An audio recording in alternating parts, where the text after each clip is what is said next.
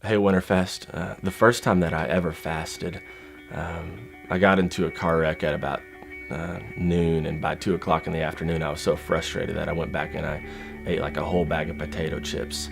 So things don't always start out how you expect them to or how you want them to. Last year, I started the year off with a 25-day fast, and what that did for me is it actually gave me a lot of clarity in my life and what I was feeling God wanted me to do.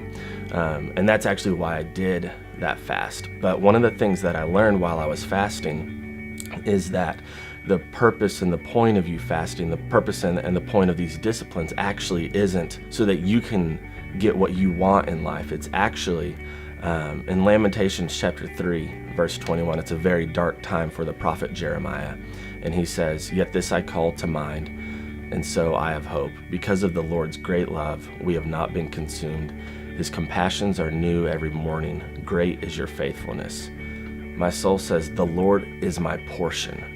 And so for me, what actually happened is I would go out on these walks and I would ask God, what do you want me to do in my lifetime for you? And again and again, all I heard back was, am I enough? And at first I was like, yeah, you're enough. But the thing is, sometimes in life, things get really crazy. Sometimes you're going to go through a lot and you're not going to know where you're going, what your future is going to look like. So in those times, God's leading you back to something specifically. The ultimate thing I believe you can get in disciplines is not a specific purpose. Rather, it's the treasure of God himself. You get to know God and who he is and follow him more deeply.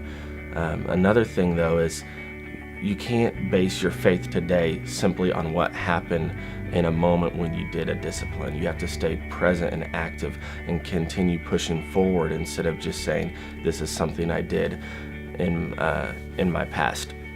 So when it comes to fasting, what I would encourage you to do is actually start small, and maybe you do something like the Daniel fasting. You can research that online, or maybe you do like a one-day fast, or from sun up to sundown, and you just begin to practice the act of fasting. And remember, as you do, it's not about what you're doing, it's about what God's doing in you as you're going. And there are going to be a lot of times where you're going to feel weak and like you can't really go anymore. That's when you continue to cry out and just like, God, I need you. And you find in that he is your portion, that he is enough. The biggest lesson that I've learned is God is enough, and God is strong enough, and God is big enough, and God can handle anything I'm going through. And I struggle a lot, but something like this actually gives me something like fasting. It gives me something that I can look at and say, okay, God, I'm going to trust you in this. And it doesn't make sense for me to give food up, but I believe that you're going to be enough for me when I do, and I'm going to know you more. And as I know you more, I'll know more of what you want for me to do for you, because my steps are going to line more up with your steps as I walk more with you every day. So do something different, step out in bold faith. And there are going to be times where it doesn't work out exactly as you plan. That doesn't mean give up then.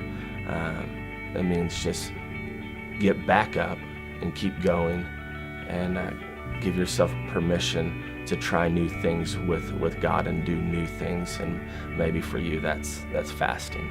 So God bless, and take care, and do something different.